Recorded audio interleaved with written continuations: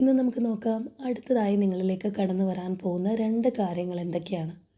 എന്താണ് ഉടനടി നിങ്ങളെ തേടിയെത്താൻ പോകുന്നതെന്നുള്ളത്.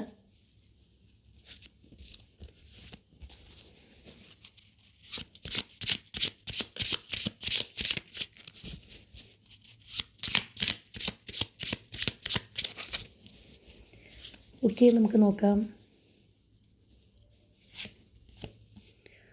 7 ഓഫ് കപ്സ്, 6 ഓഫ് വാൻസ്.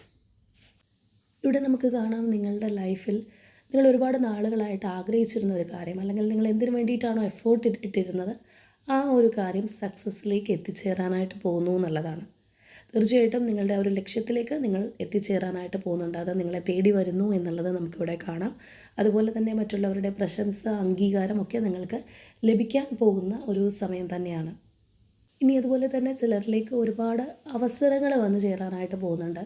അത് ഒരു പക്ഷേ നിങ്ങളുടെ തൊഴിൽ മേഖലയിലായിരിക്കാം, അല്ലെങ്കിൽ ചിലപ്പോൾ ഒന്നിൽ കൂടുതൽ വ്യക്തികളിൽ നിന്നുള്ള ഒരു പ്രപ്പോസലായിരിക്കാം.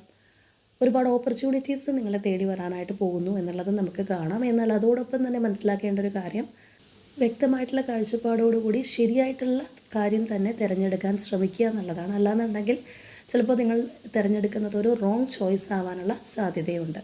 അപ്പോൾ തീർച്ചയായിട്ടും ഈ ഒരു പോസിറ്റിവിറ്റി നിങ്ങളിലേക്ക് അക്സെപ്റ്റ് ചെയ്യുന്നതിനായി ഏഞ്ചൽ നമ്പർ 555 കമൻറ്റ് ചെയ്യുക. യൂണിവേഴ്സിനോട് നന്ദി അറിയിക്കുക.